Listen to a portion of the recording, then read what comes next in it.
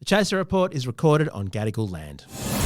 Striving for mediocrity in a world of excellence. This is the Chaser Report.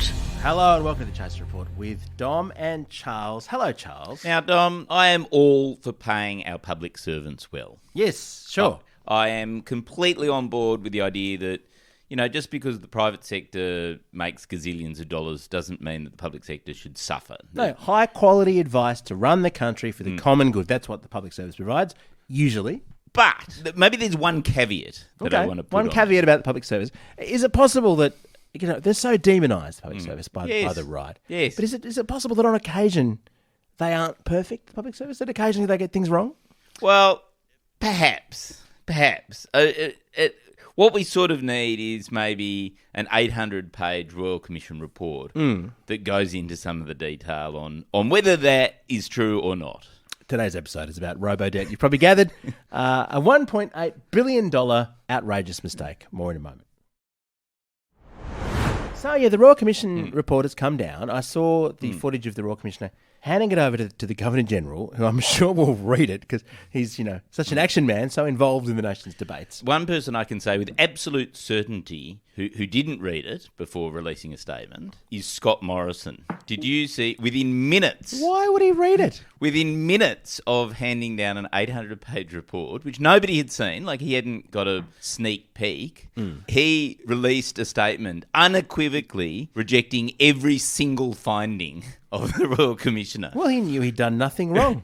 He knew he'd done nothing wrong. He didn't need to read an independent report. He didn't need to read a report. Maybe what he should have done is generated some computer algorithm to work out whether he'd done right or wrong. But Charles, you're... And ask that algorithm that. Because the algorithm that they generated for Robodebt... Oh, I see what you're getting at. ...said that everyone did owed wrong. money. Yes. Well, Charles, you seem to be mistaking something there. You saw the photo of the Royal Commissioner handing over the report. Yes. Are you sure that there was not another Royal Commissioner, one S. Morrison, also in the job of running the Robodebt? You never know what he's appointed to. He might have been running that too. Well, that might explain the sealed section. They're a little bit embarrassed about the fact that the other Royal Commission going on, because there's an 800-page report. A whole lot of it is this sealed section that no one's allowed to see. Not even ministers who might be working with public servants named in the Royal Commission are allowed to then read the sealed section, right? So there will be public servants going around now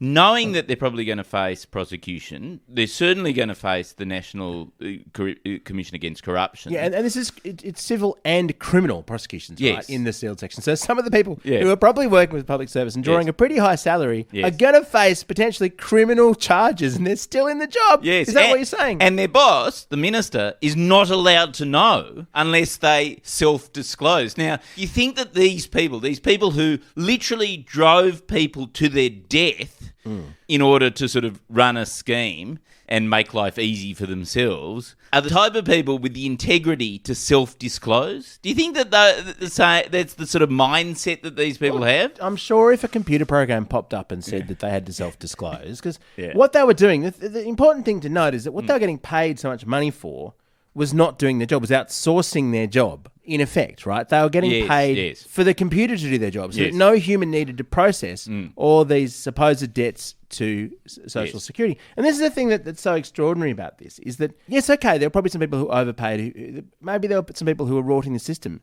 but not only did they quite cruelly outsource it to a computer, the computer got it so massively wrong. Let's drill down a bit on this, because what the Royal Commission found, one of the most chillingly hilarious and terrible tragic details in the whole report for me is the detail that... So before they introduced Robodebt as a sort of scheme that just would automatically... you know, charge people. Yeah, mop up all the debtors and create new ones. On this, using a mechanism called income averaging, right? So that it was like, okay, we'll come up with an algorithm which shows that on average, what would this person have received? Yes. And then compare it against what they've received, and then we'll just charge them the difference, right? As though they'd received that income. As though they'd been overpaid, right? So they ran some trials of this income averaging system, and consistently... the algorithm, the robo thing, this is before they implemented the system, consistently overestimated the amount that was owed by 56 to 65%, like just consistently More than half. overcharged by over 50% on most people, right? So they knew going into it that the algorithm was completely wrong. It was just criminally wrong. It was just completely untrue, right? And then they went, you know what? The budget papers say we need to make $1 billion out of this. Let's just fucking do it.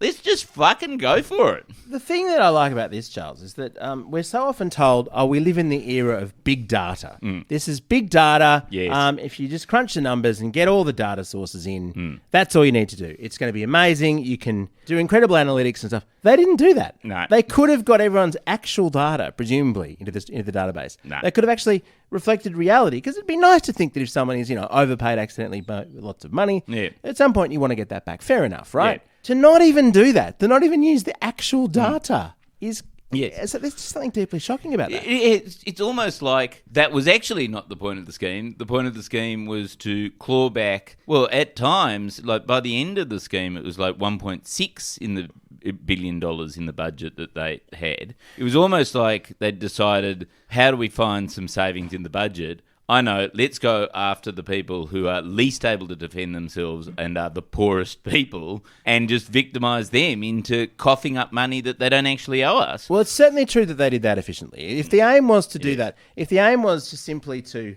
pick on people who were vulnerable, it was a huge success. Yes. I mean, honestly, in terms of just creating misery. I remember watching this unfold in real time on Twitter. I remember Asher Wolf on Twitter, who did a lot of the investigating of this. Yeah. The stories of misery...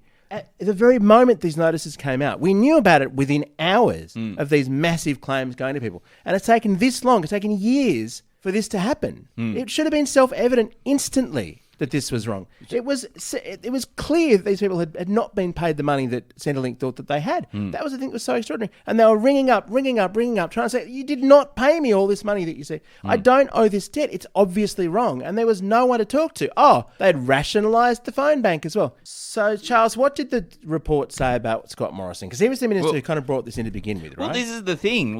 And this is, I think, why Scott Morrison has rejected all the findings, because...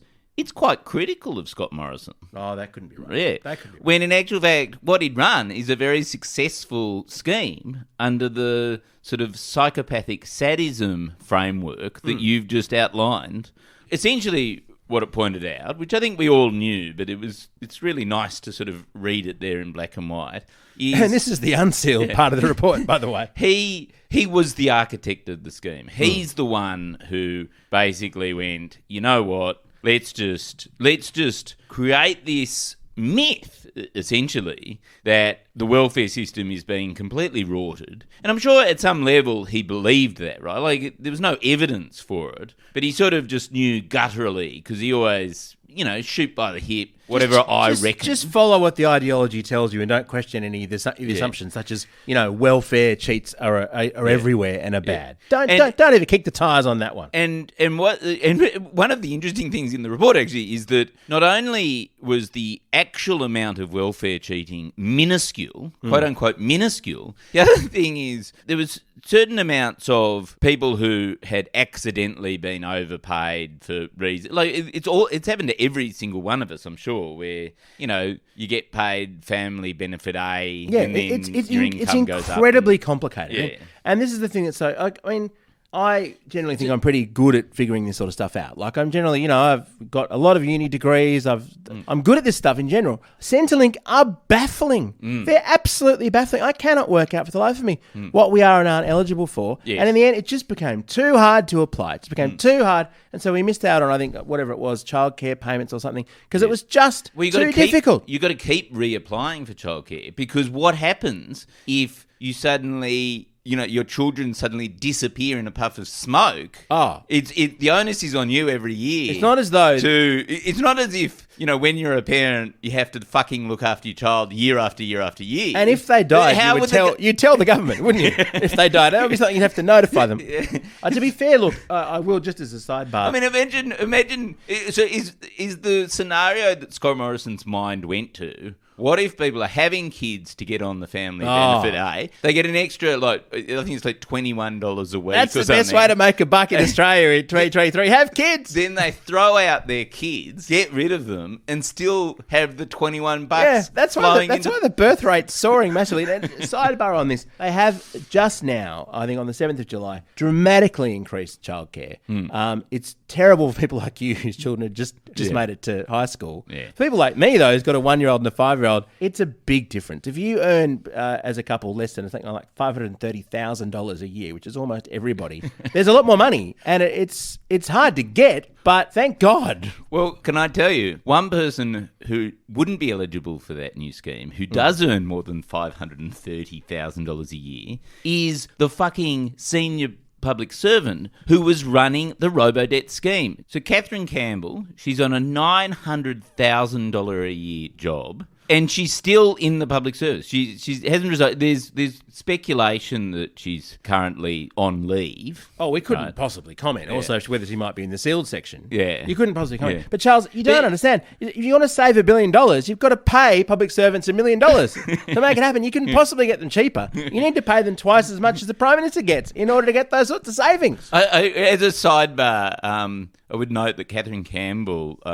who's clear, must be in the sealed section. I mean, we can't possibly comment, but she must be. I don't think... she must be. You wouldn't want to defame her. You wouldn't want to injure her reputation by making people think she was an incompetent public service simply because she presided over Robodebt. Well, is she incompetent or too competent? You know, it depends what she thought she was doing. But she's now in charge of AUKUS. That's amazing. I mean, she's on leave, to be fair. She went on leave last week. She's on leave at the moment. Not clear whether she'll return. But look, she seems perfect for AUKUS. Yes. Because you've got to save $1 billion on social security to give $368 billion to submarines. That's the priorities of the Morrison government.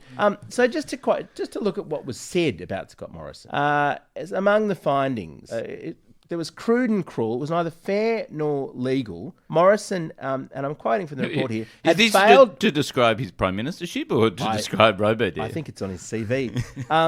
He'd failed to meet his ministerial responsibility to ensure that Cabinet was properly informed about what the proposal actually entailed and to ensure that it was lawful. Like point one, I would think would be, tell Cabinet, is your big new proposal actually lawful?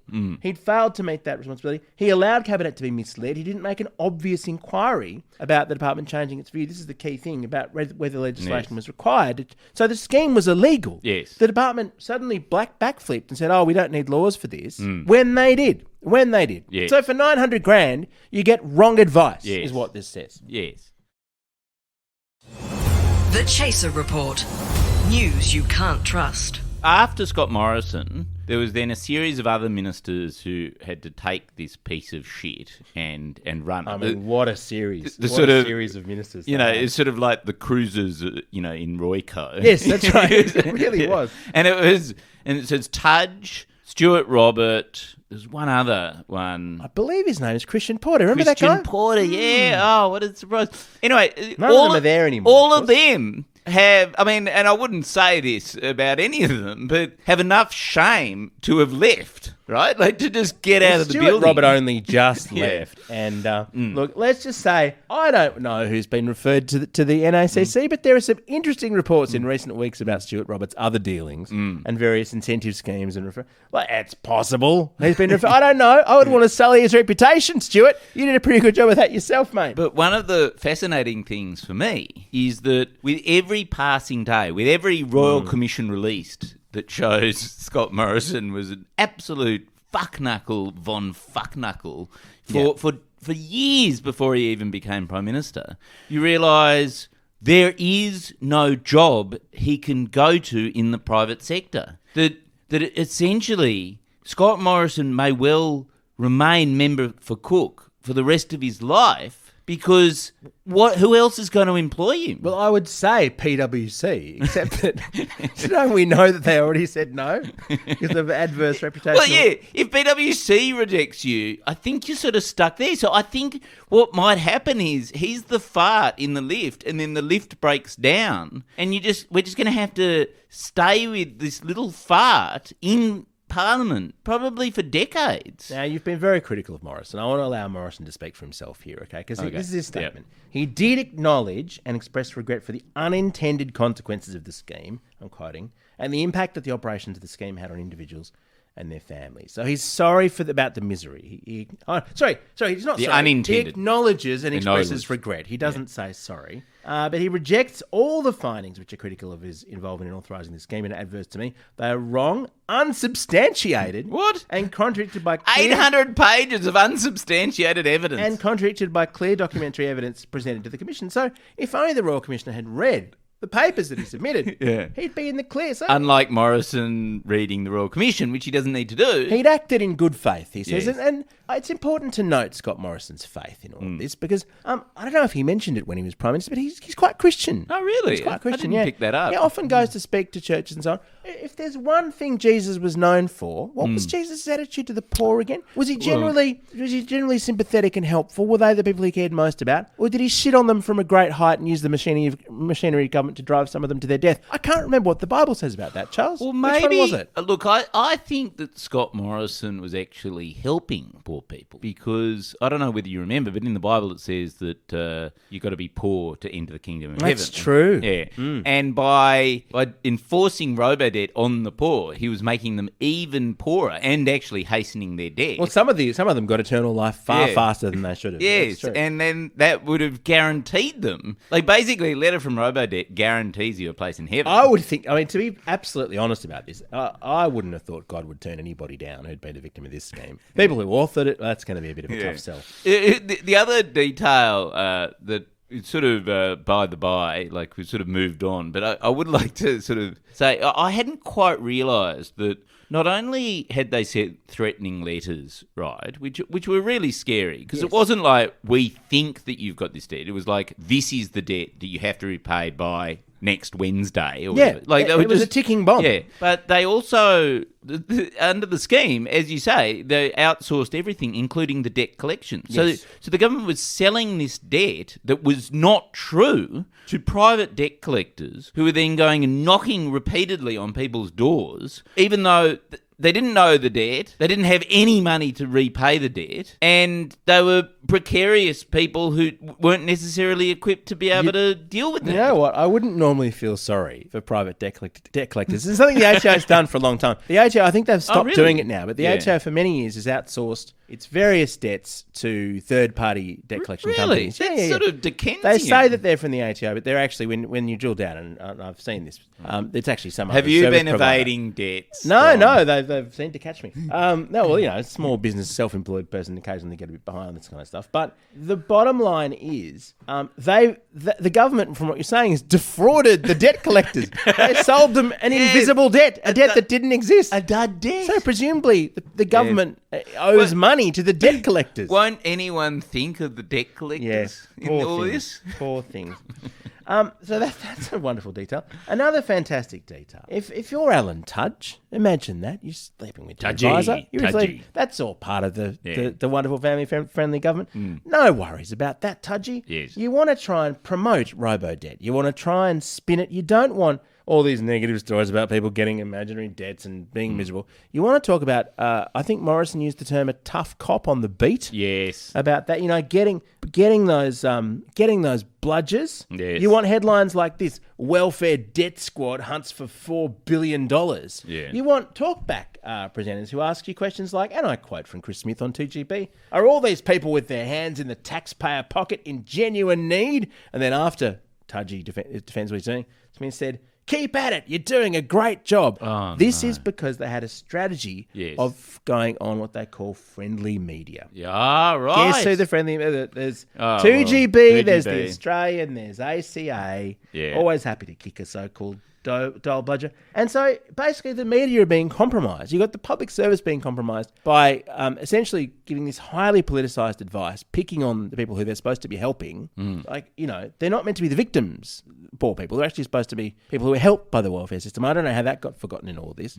But you've also got this media cabal that is completely unquestioning. And like Morrison, and maybe Morrison didn't ever kick the tyres because they were so busy thinking that everyone who was broke was trying to cheat the government out of money. Yes. Living in a life of total poverty and misery where, occasionally you get a welfare check that lets you be able to, buy toilet paper or food, that's some amazing privileged life that you would really enjoy. And the thing is, so not only does the report point out that style of rorting, like intentional rorting, is minuscule, it's also like a fairly shitty way to commit fraud, right? Like, because, like, yeah, you can do it, but the schemes never spin off that much money, because unless you're doing it in a sort of broad, systematic way where you're making up hundreds of thousands of people to... Yes, you'd need to invent an entire, university full of people to scam, Centrally. Like, if you scam them for 3 imaginary children who aren't... That's still not much money. It's barely worth your effort into calling them. It certainly is far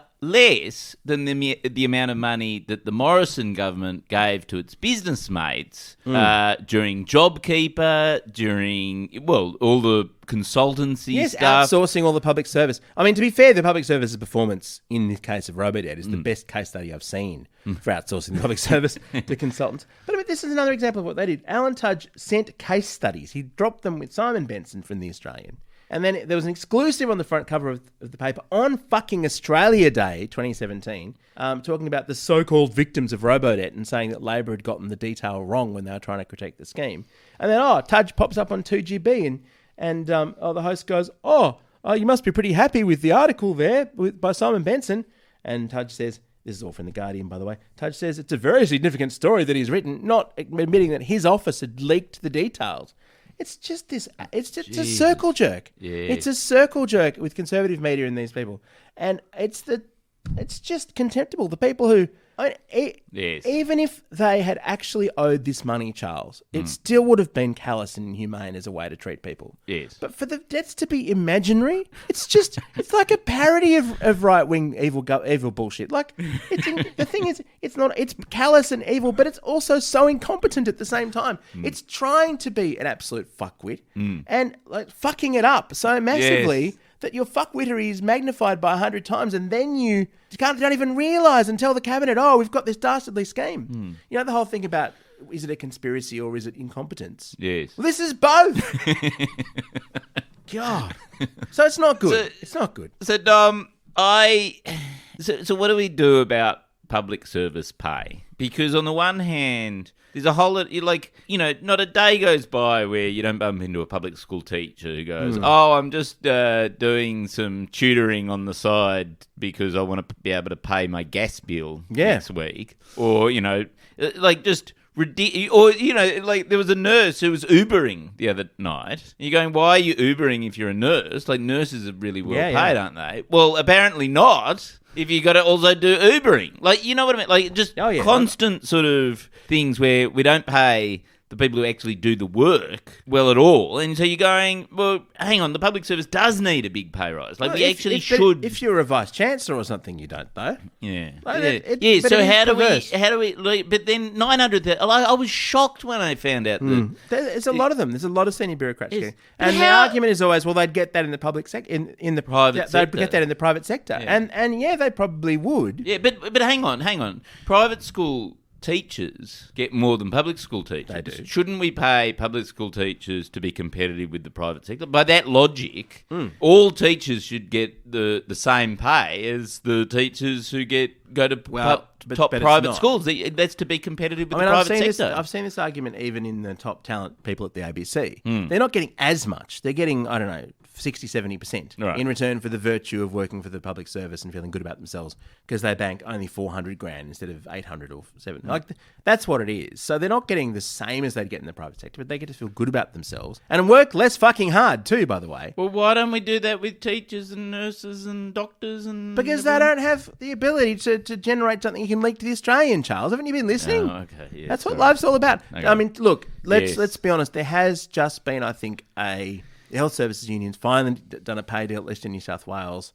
I think it's an 8.6% pay increase. Yeah, which is not bad. So there are pay increases coming through here and there. But it is perverse, isn't it, when you've got lots of people taking a massive pay cut to genuinely serve the public. Like, I'm sorry, but sitting in Canberra and dreaming up Robodebt is not an act of public service. No. Being a nurse or a teacher in a public school is absolutely... Like, these are people who... The whole thing in Britain of applauding these people, as patronising as it might be, part of it comes from the right place. They are people who are selfless and doing the right thing. But, oh my God, these high-paid ones, fuck them. Yep. Basically. So we need a Royal Commission into public service pay, probably, that averages it all out. So probably first against the wall would be Scott Morrison. What does the sealed section say? Will he be exonerated? I don't know. Then second and third against the wall, senior public service. Charles, who's built the wall? Who's ordered the wall? And who's got the high-priced consultants in to work out what kind of wall to build? We need to build a wall. You remember all those prototypes Donald Trump had in the desert? Yeah. Yeah, that's basically what we're looking at. So it's awful. It's all awful. It's terrible. And I mean, I feel like that's been the theme of this podcast last year. But what are you supposed to do in a case like Robodebt? Like the simultaneous incompetence and evil. It's hard to know which is the main story here. Is it that they were hopeless? Look, they were appalling. They were both. They were both things at once. Yeah. At least this should kill for at least 5 years or something. The notion of using AI to try and do this, because someone's pitching to the government Robodebt, but it's good. Yeah, well, I am, but it works. Yeah, chaser debt. The real question is, why are we not in the public service, Charles? Surely some government agency can just pay us to do the same thing we're doing now, can't they? Oh, definitely. Yep, let's do that. I don't know who would pay us to make this podcast. Certainly not the ABC. Certainly not the ABC, and certainly not. I mean, if you want to pay us $4 a month you can go to that's Apple it. Podcasts or Acast. This is our public service. It's the cheapest and appropriately priced thing you could possibly do. Anyway, it's been miserable, but I think it's a moment of misery for which we as Australians all take responsibility, because that was our government. We elected them. Yes, and re-elected them. They acted in our names. So when you get upset with the people who ran the scheme, remember whether you voted for them or not, you were part of a collective that chose that path of action. And look, you're probably named in the sealed section. It's entirely possible. Our Gears from Road were part of the Iconoclast Network. Catch you tomorrow. By the way, leave us some reviews if you get this far on Apple Podcasts. Would you jump on there and give us 5 stars just out of pity? And we'd love to have you on the reviews, because they've gone quiet recently and they're quite amusing to read before. Thank you. See ya. Bye.